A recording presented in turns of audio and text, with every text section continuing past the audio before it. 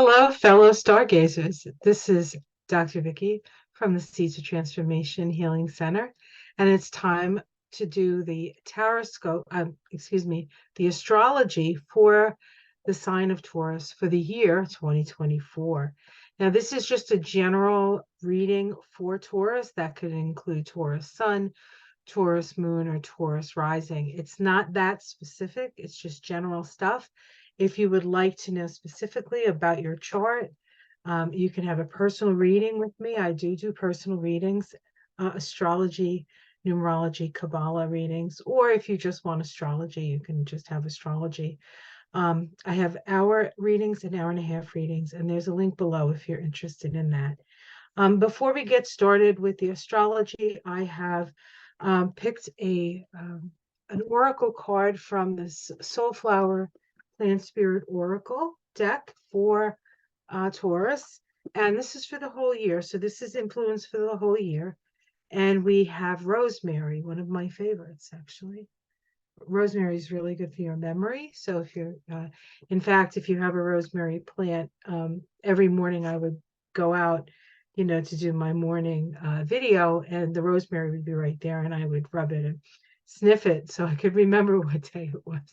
But I didn't always remember. Okay, it says clarity. Who are you really? Rosemary infuses the body with warmth and vitality, bringing security and clarity to the spirit, especially when it has lost connection with the physical world. Rosemary helps you to feel fully embodied and grounded, so you are better able to remember who you truly are.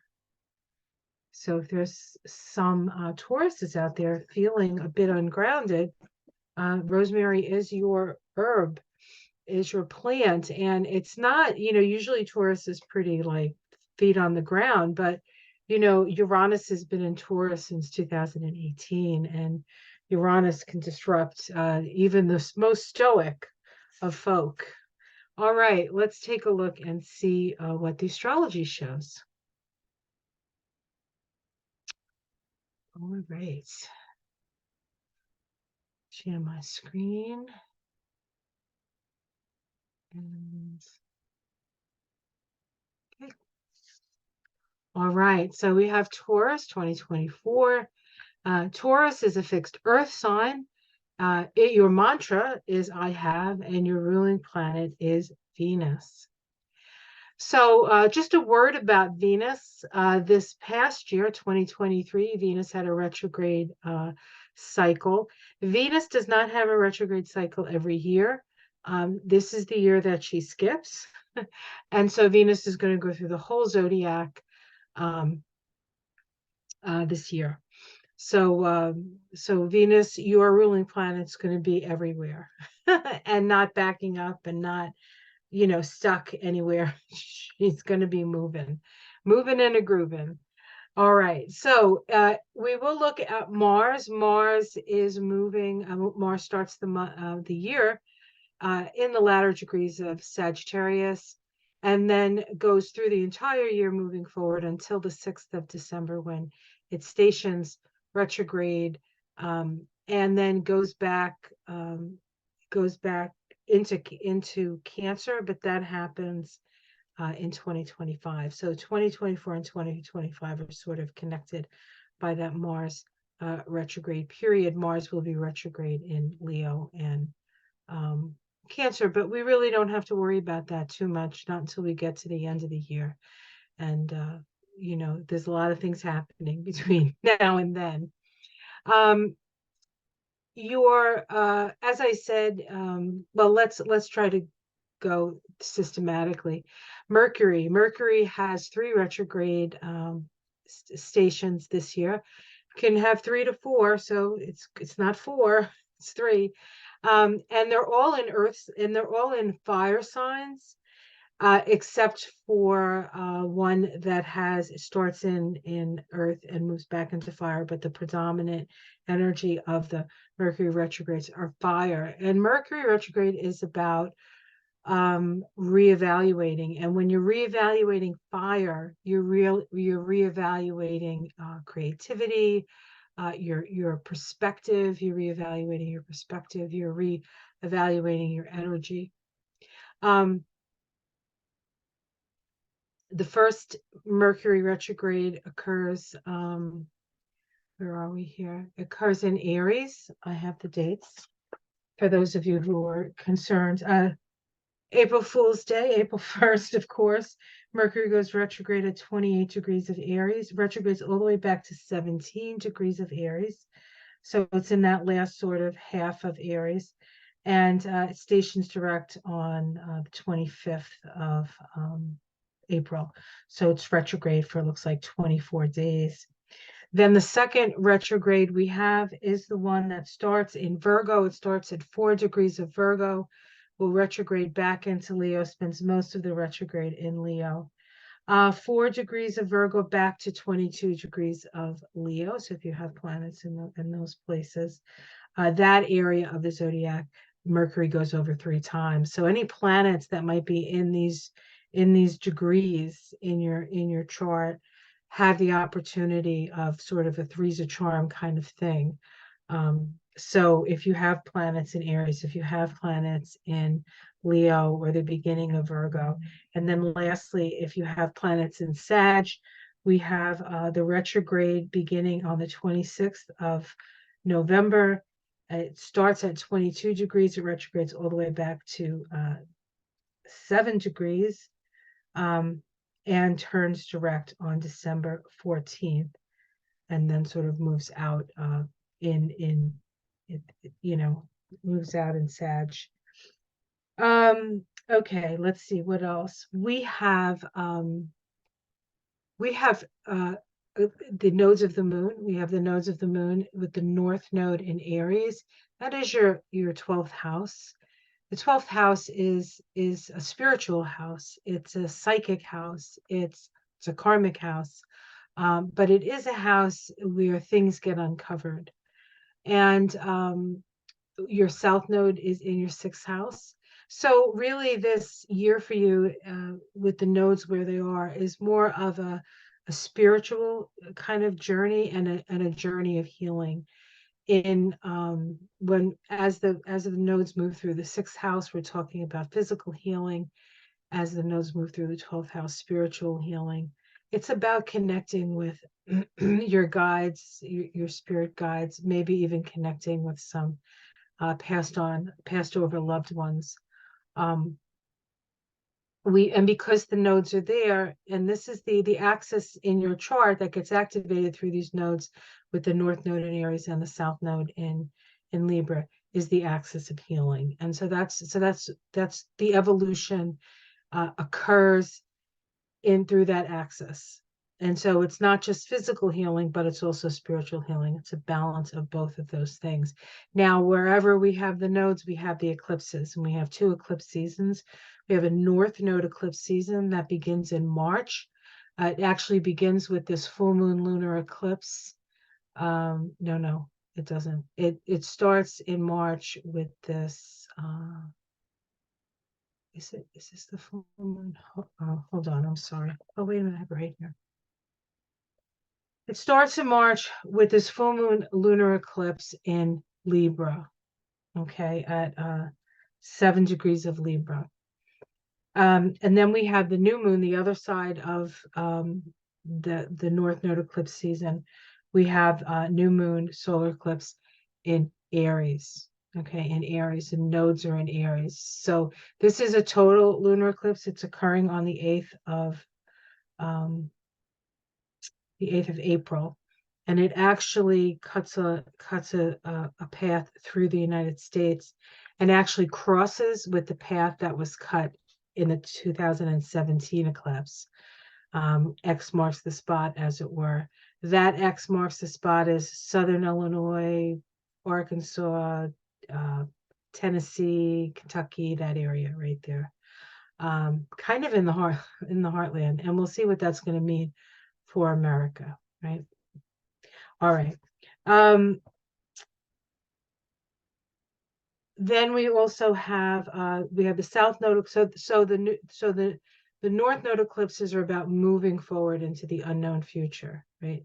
It can be scary because we're going into new territory we haven't been before. The south node eclipses are about letting go, and the south node eclipses are happening in the fall. The first one is happening on the 17th of um, 17th of September. It's a south node eclipse. As I said, it's the full moon lunar eclipse at 26 of Pisces. Now, this is a little bit out of the axis. It's still considered an eclipse because by the time we have this full moon in Pisces, the nodes are close enough to the lower degrees of Aries for this to be considered an eclipse. Okay, but it is happening in your 11th house of friends and goals and organizations and networks and things like that. So there may be some things that come to light that you have to let go of, release. Maybe you have to leave a group. Maybe somebody in the group has to leave. Maybe there's just something that gets released and let go of um, with that eclipse. And then we have the new moon solar eclipse, which is on the other side of it. This eclipse season, we start with the full moon. The first eclipses are full moons, and the second eclipses within the season are new moons. And that's a new moon in 11 degrees of Libra, and that occurs at the 2nd of October. So that's a south node eclipse. It's about a release. It's a new beginning, but you have to release something first. Okay. And when you're dealing with Libra, it's usually the way you relate or the person you're relating to. But it doesn't necessarily have to be that way necessarily, but that's usually the theme. Okay. All right. So we also have Jupiter in your sign of Taurus. It's been there since May of 2023, and it's going to exit May of 2024. In fact, Jupiter leaves Taurus and moves into Gemini on the 25th of May. And then we have we have Jupiter move into Gemini. So for you, it moves out of your first house, which is a little bit of a good thing. I mean, having Jupiter in the first house, nothing wrong with it. We can be pretty, full of ourselves, which is okay. There's nothing wrong with that as long as you don't take it to an extreme. But one of the things that Jupiter in the first house can do is it can widen your belt, so to speak. Now having it move into the second house, all that Jupiterian expansion energy can move to your house of money and resources and things like that.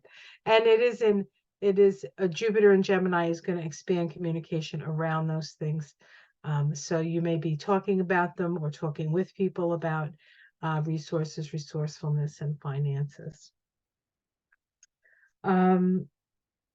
Saturn, the planet of karma, is in Pisces, still in Pisces, will stay in Pisces all year. In fact, it moves, it starts the year at 3 degrees, 15 minutes, so 4 degrees of Pisces, and it reaches its furthest into Pisces at the time it goes retrograde. It goes retrograde on the 29th of June, and it's at 20 degrees of Pisces. So it moves through a lot of Pisces, and then it's going to go retrograde. It goes retrograde, as I said, on the 29th, and then stays retrograde, and then goes direct on the 14th of November, where it's at 13 degrees of Pisces. So it runs from about 3 to 20. So if you have anything in those degrees of Pisces, Saturn is going to be going over that. And Saturn is always a big deal because every 30 years, Saturn goes over a spot. And so as it approaches any planet, it's an ending and a new beginning. Okay. And it can feel very restrictive. Saturn can feel like that cold, like wind that crawls up your back, or you can just feel like you're at a standstill and you can't go anywhere. So that's a Saturn thing. But eventually you'll either let it go because it doesn't work anymore, or you'll apply yourself and you'll be able to move through it, however slowly it may be. All right. Uranus, the planet of sudden change, is in your first house. Uranus is in Taurus for 7 years. You've been experienced. It's almost, it's going to be out soon. It's going to be out in 2025, I believe, or at least for the first time. I think it goes back and forth, but I'm not sure. Haven't looked that far ahead, quite frankly. But it's still in your first house. And so you're still learning things about yourself that maybe you didn't know. Uranus can be very disruptive. In the first house, it also, as it moves through your first house, and I have a natal Uranus in my first house, so I can speak to this, is you don't want anything to hold you down, hold you. It's like freedom, almost almost it's maniacal, like freedom. And you get along because Uranus is the ruler of Aquarius, and Aquarius is very group oriented. So you're really good in like a group. You're really you want to work, for the good of the all, but just nobody can tell you what to do. As soon as somebody tries to put the old "I'm the boss" on you, you're like out of there. So you might be experiencing that while Uranus is moving through your first house for 7 years. All right. The planet Neptune. Neptune is in Pisces all year. It actually starts the year at 25. It goes all the way up to the last degree of Pisces, 30, before it turns retrograde. And so it runs between 25 and 30 degrees of Pisces. And then back and forth, as it were. Goes all the way to 30, and then it goes back to 27 and leaves at about 27. So, but it's actually moving a little bit. It seems a little bit faster than it usually does, because sometimes it seems like it takes forever for Neptune to go anywhere. But it is in your house of friends, in your house of goals, and your house of networks, your 11th house. And so it's a little bit, sometimes with Neptune in that house, you can be a better friend than people are to you, when you need them, maybe you can't depend on them. But Saturn is also going through that house now. So if there are undependable friends, you're going to find them. You're going to find out who they are. All right. And then Pluto. Pluto. Well, Pluto is going back and forth. Pluto starts the year, excuse me, in Capricorn, 30 degrees of Capricorn to be exact, right at the end, and moves out of Capricorn on the 20th of January. The same day that the Sun moves into Aquarius, shortly thereafter, Pluto moves into Aquarius. And it's there until it moves forward. It goes retrograde May 2nd. It reaches 2 degrees 6 minutes of Aquarius, and then it retrogrades back into Capricorn. That retrograding back into Capricorn occurs on the 3rd of September. It goes direct on the 12th of October, and then by November 20th, it's out of Capricorn for good and into Aquarius for the next 20 years. So we're in that last gasp of Capricorn. The time that it spends the whole year when it's in Capricorn, it's spending it in the last degree of Capricorn. And so this is the period at the end of the sentence that began in 2008. And for you, Leo, it's moving into that 10th house, public standing. Pluto in that 10th house is very, very powerful. It can also make you powerfully ambitious, and winning at any cost. Pluto always has that part of it, but it also brings a lot of power to your how you're seen out in the world. And so if you choose to use that in the best possible way, then we're all luckier for it, right? All right. I think that's all I want to say about this year's astrology. As I said, this is sort of a general reading, and if you want specifically, here, let me stop this share. If you want to specifically know about your chart, the best way, of course, is with a reading. But if every month I do the taroscopes, I start with the astrology, and then I do the card reading afterwards. That's a good way to keep track of the whole of each month. If uh, a reading is not within your purview to do so. All right. Well, I hope you enjoyed that. Please like and subscribe. If you would like a reading with me, as I said, there's links below for that. Um, if you'd like to become a patron and help support my work, it would be greatly appreciated for as little as $5 a month. There are things that the Patreon people get that the people on YouTube do not. A few little extras, but so far mostly everything goes on YouTube as well. So thank you very much, and I will see you again for you know, every month, every day, every morning in my garden. Okay, take care, everyone. Namaste.